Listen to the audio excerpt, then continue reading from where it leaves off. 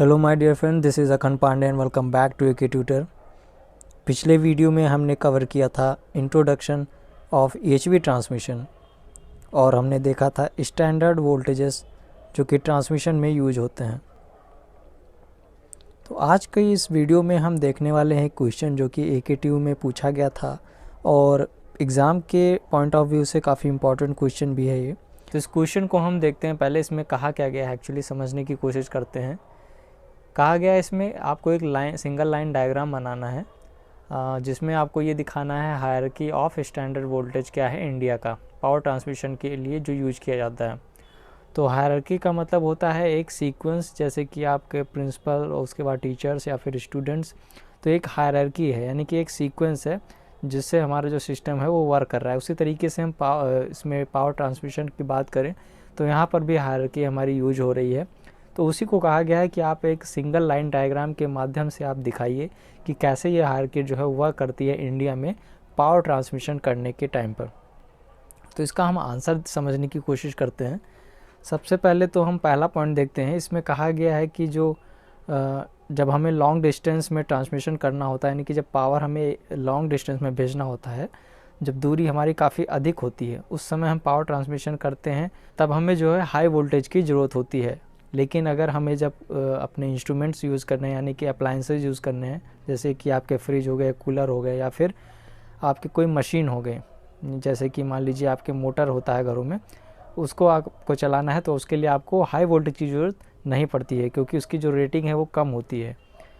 तो उसमें हम क्या यूज़ करते हैं, लो वोल्टेज के माध्यम से हम उसको रन करते हैं। तो फर्स्ट पॉइंट में आपको यही बताया गया है कि जब हमें ज़्यादा दूरी पर ट्रांसमिशन करना होता है उस केस में हम हाई वोल्टेज यूज़ करते हैं, और जब हमें अपने घर में यूज़ करना होता है या फिर हमें छोटे इंस्ट्रूमेंट या फिर अप्लायंसेस चलाने होते हैं तो हम क्या करते हैं, लो वोल्टेज का यूज़ करते हैं।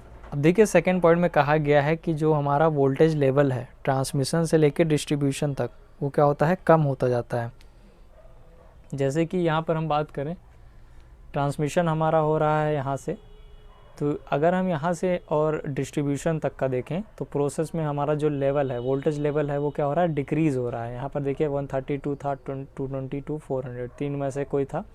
उसके बाद जो हमारा डिक्रीज़ हुआ 66 पे, और डिक्रीज़ होते हुए 33 से लेके 440 वोल्ट पे आ गया। देखिए ये यहाँ पर नोटिस करिए किलो वोल्ट में, 33 किलो वोल्ट से लेके 440 वोल्ट में आ गया।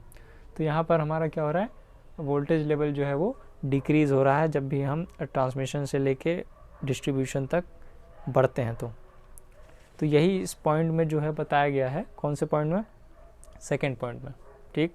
अब देखिए बात करें हम थर्ड पॉइंट की। थर्ड पॉइंट में क्या कहा गया है कि जब हमारा जो जनरेशन होता है, यानी कि पावर जब जनरेट होता है, उस टाइम पे हमारा क्या यूज होता है, 3 फेज सिंक्रोनस जनरेटर की मदद से हम पावर जनरेट करते हैं, ठीक है। अब जब पावर जनरेट हो गया तो उसका जो वोल्टेज होता है वो कितना होता है, 11 kV या फिर 33 kV होता है, ठीक। kV यहाँ पर मतलब है किलो वोल्ट। अब देखिए नेक्स्ट पॉइंट में हम बात करें अगर, तो इसमें कहा गया है कि ये जो वोल्टेज है ये काफ़ी कम होता है अगर हमें ट्रांसमिट करना है आगे लॉन्ग डिस्टेंस पे। तो उस केस में हम क्या करेंगे, इस वोल्टेज को स्टेप अप करेंगे। कितने पे, 11 और 33 हमें मिल रहे हैं, तो इसको हम स्टेप अप करेंगे 132, 220 या फिर 400 kV पे। और ये किसकी मदद से हम करेंगे, स्टेप अप ट्रांसफार्मर की मदद से हम करेंगे, क्योंकि हम जब भी वोल्टेज हमें स्टेप अप करना होता है तो हम किससे करते हैं, स्टेप अप ट्रांसफार्मर की मदद से करते हैं। तो अगर हम इसी पॉइंट को फिगर से समझने की कोशिश करें तो यहाँ पर हम देख रहे हैं कि हमारा 11 kV और 33 kV जनरेशन से मिला। उसके बाद हमें जो है डायरेक्ट क्या हो रहा है, ट्रांसमिशन करना है, तो हमें 132, 220 और 420 चाहिए। तो ये वोल्टेज काफ़ी कम है, तो हम किसकी मदद से इसको स्टेप अप करेंगे, स्टेप अप ट्रांसफार्मर। ये जो हमारे 3 आप देख रहे हैं, ये क्या है, हमारे स्टेप अप ट्रांसफार्मर है। इसकी मदद से हमने यहाँ पर वोल्टेज जो है इंक्रीज़ कर लिया, यानी कि स्टेप अप कर लिया। अब इसी पॉइंट में देखिए बताया गया है एट दैट वोल्टेज, यानी कि जब हमारा ये जो वोल्टेज है वो मिल गया, तब जो है हमारी इलेक्ट्रिकल एनर्जी ट्रांसमिट की जाती है किसको, बल्क पावर स्टेशन। जो बल्क पावर स्टेशन हम बोलते हैं, जहाँ पर हमारे कई सारे सब स्टेशन से एनर्जी ट्रांसमिट की जाती है एक पावर स्टेशन में, यानी पावर सब स्टेशन पे, उसे हम कहते हैं bulk power sub station. Bulk मतलब होता है काफ़ी अधिक मात्रा में, यानी कि जो और हमारे सब स्टेशन हैं वो एनर्जी दे रहे हैं काफ़ी अधिक मात्रा में एक ही जगह पे, तो हमारा क्या कहलाता है, बल्क पावर सब स्टेशन। ठीक, तो यहाँ पर हम इस पॉइंट में यही बताया गया है कि जो ट्रांसमिट हो रहा है हमारा वोल्टेज जो मिला हमको इस लेवल पे, उसको हम ट्रांसमिट कर रहे हैं किस पे, बल्क पावर सब स्टेशन पे। ठीक, जहाँ पर क्या हो रहा है, कई सारे पावर सब स्टेशन से भी एनर्जी ट्रांसमिट हो रही है। अब नेक्स्ट पॉइंट में हम देखें तो यहाँ पर बताया गया है कि जो वोल्टेज हमें मिला यहाँ पर बल्क पावर सब स्टेशन पे मिला, अब यहाँ से हम क्या कर रहे हैं, स्टेप डाउन कर दे रहे हैं, स्टेप डाउन कर रहे हैं 66 kV पे, और उसको हम कहाँ भेज दे रहे हैं, सब ट्रांसमिशन सिस्टम पे भेज दे रहे हैं, जिसके मदद से हम क्या कर रहे हैं, डिस्ट्रीब्यूशन कर रहे हैं बाकी सब स्टेशंस पे।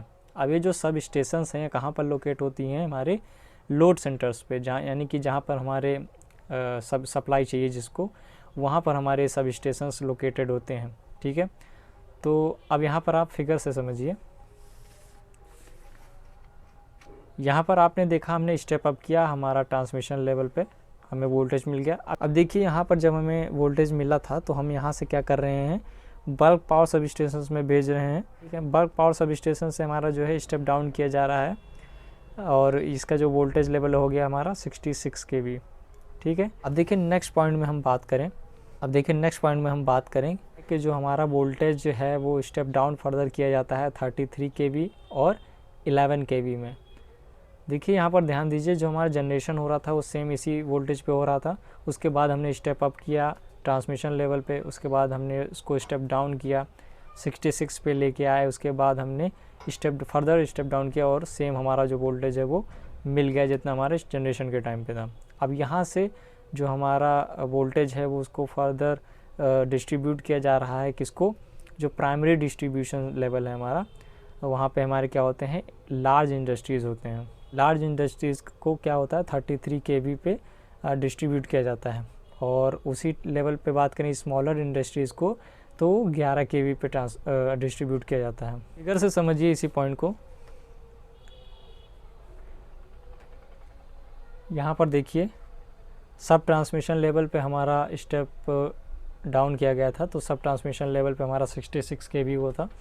उसके बाद जो है यहाँ पर देखिए ट्रांसफार्मर लगा हुआ है हमारा, स्टेप डाउन किया गया तो प्राइमरी डिस्ट्रीब्यूशन में, और यहाँ पर हमारा जो वोल्टेज लेवल है वो 33 और 11 kV है। तो यहाँ से हमारा क्या हो गया, डिस्ट्रीब्यूट किया जा रहा है किसको, लार्ज इंडस्ट्रीज़ को और स्मॉल इंडस्ट्रीज़ को। अब देखिए सेकेंडरी डिस्ट्रीब्यूशन, आते हैं हम नेक्स्ट पॉइंट पे और बात करते हैं सेकेंडरी डिस्ट्रीब्यूशन का। अब देखिए लास्ट पॉइंट में हम बात करें तो अभी तक हमने देखा प्राइमरी डिस्ट्रीब्यूशन, अब हमारा आएगा सेकेंडरी डिस्ट्रीब्यूशन, जहाँ पे क्या होता है हमारा फर्दर जो है वोल्टेज को स्टेप डाउन किया जाता है, किसकी मदद से, डिस्ट्रीब्यूशन ट्रांसफार्मर। तो डिस्ट्रीब्यूशन ट्रांसफार्मर की मदद से हम डिस्ट्रीब्यूट करते हैं और सप्लाई देते हैं किसको, रेसिडेंशियल को, यानी कि जो हमारे घर होते हैं वहाँ पे, या फिर कमर्शियल जो हमारे कई सारे कॉम्प्लेक्सेस होते हैं या फिर शॉप्स होती हैं वो हमारे कमर्शियल में आती हैं, तो वहाँ पे जो है सप्लाई दी जाती है। तो ये जो डिस्ट्रीब्यूशन है ये कहाँ होता है, हमारा सेकेंडरी डिस्ट्रीब्यूशन लेवल पे होता है, और जो वोल्टेज लेवल है वो क्या है, 400 वोल्ट है। अब देखिए यहाँ पे किलो वोल्ट नहीं है, यहाँ पे वोल्ट आ गया, क्योंकि हमारा जो है काफ़ी स्मॉल लेवल पे ये जो चीज़ें हो रही हैं। तो ये जो 3 फेज़ होता है कमर्शियल लेवल पे यूज किया जाता है, और 230 वोल्ट है वो सिंगल फेज़ हमारे रेसिडेंशियल में यूज किया जाता है, जो कि हमारे घर में आता है। यानी कि 230 वोल्ट जो आप देख रहे हैं सिंगल फेज़, ये हमारे घर में यूज किया जाता है। तो होप आपको ये जो वीडियो है इससे कुछ इन्फॉर्मेशन मिल गई होगी।